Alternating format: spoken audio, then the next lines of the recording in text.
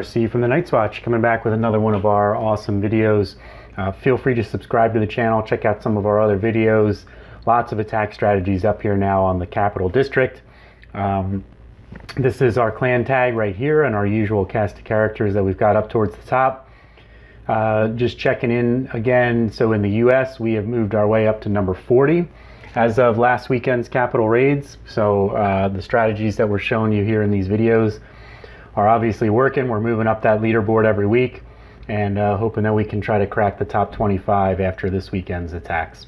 So wanted to show you, just focus in for a minute on attacks on the Dragon Cliffs and on the Barbarian Camp. I still think those are two of the harder ones to try to consistently hit, especially the higher the levels you get. So first up is these Dragon Cliffs, still sticking with the 7 lightning attack strategy, trying to free up all these dragons in the very beginning, get as many of them as possible moving up towards the front of the base, and then that way we can focus on just trying to eliminate all the dragons in that first round of an attack, or at least get as many of them as you possibly can. So here you'll see we got those 2 that were furthest away from the front freed up, and the other 3 are actually all fairly close to the front. So as you go to start constructing your own bases, that's something you want to try to keep in mind to protect against this strategy, is to try to bury those dragons further back in the base, and then that way you don't leave yourself open to this type of an attack. Although I'd prefer you to leave it this way, because it does make my life a little bit easier when we find bases like this. So also, while you're luring these dragons, if you can get them as far away from defenses and other buildings as possible, that will help. That way your archers don't lock on to anything else, and none of the other defenses lock onto your archers while you're trying to clear the dragons. But sometimes that's not always possible. So in this particular case, we're able to get it down to just 2 dragons left, and both relatively low hit points on that first attack. So we're going to move into the second one, primarily hogs. I did go with 2 skeletons and 1 heal spell this time. And we're going to drop those skeletons on some of our higher splash damage areas to help keep those defenses distracted.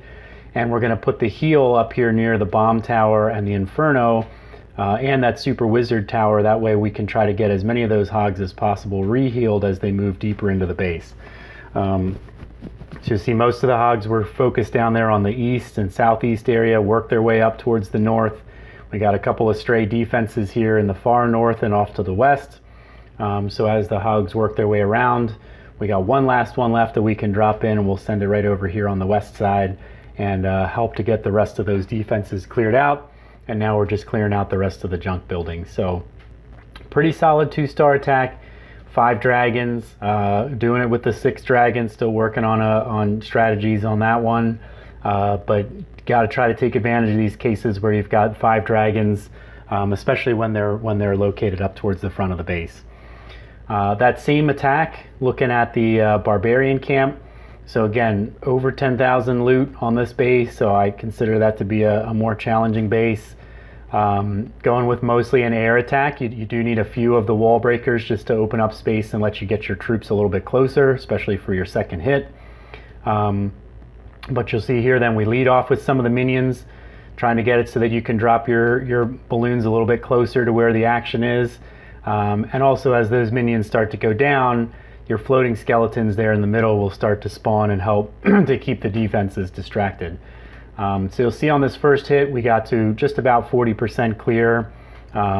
Second hit, we got to get a little bit further in, but you know, again, a lot of the air defenses were towards the front, so that definitely helps. We have a fair amount that we still have left to go, but we're hoping that we've got enough attack power left to try to clear out those remaining air defenses. So you can see all these floating skeletons really start to swarm the base, make it really challenging for the air defenses to lock on to your loons as they move deeper and deeper into that base.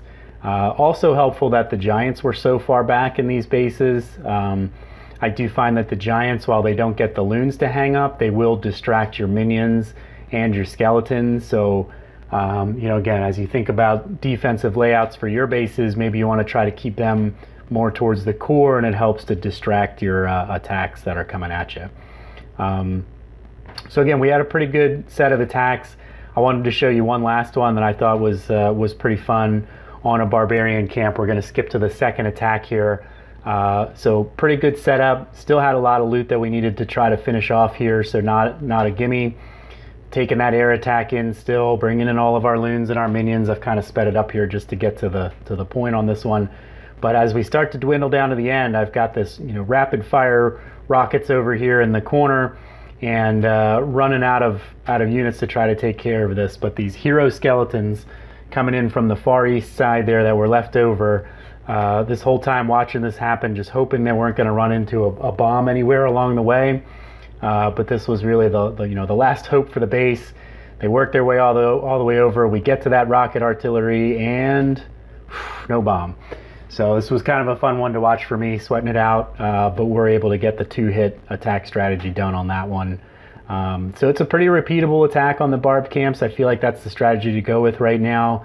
You got to watch that second attack, whether you're looking at an air attack or a ground attack. It really just depends on, where are those ground defenses versus the air defenses. So, as you look at our list of different hits that it took us to clear some of these bases, you'll see some 17s, 18s, 19s in there. The more that you can get below 20, the further you're going to get. And we were able to get all the way up to 15 districts this past week. So more to come. I hope you're enjoying these videos. I'm going to have some more posted after this weekend's attacks here at the beginning of March. So we'll keep on putting them up. Subscribe to the channel, like some of the videos, leave some comments, stop on by the clan. RC from the Night's Watch. Talk to you again soon.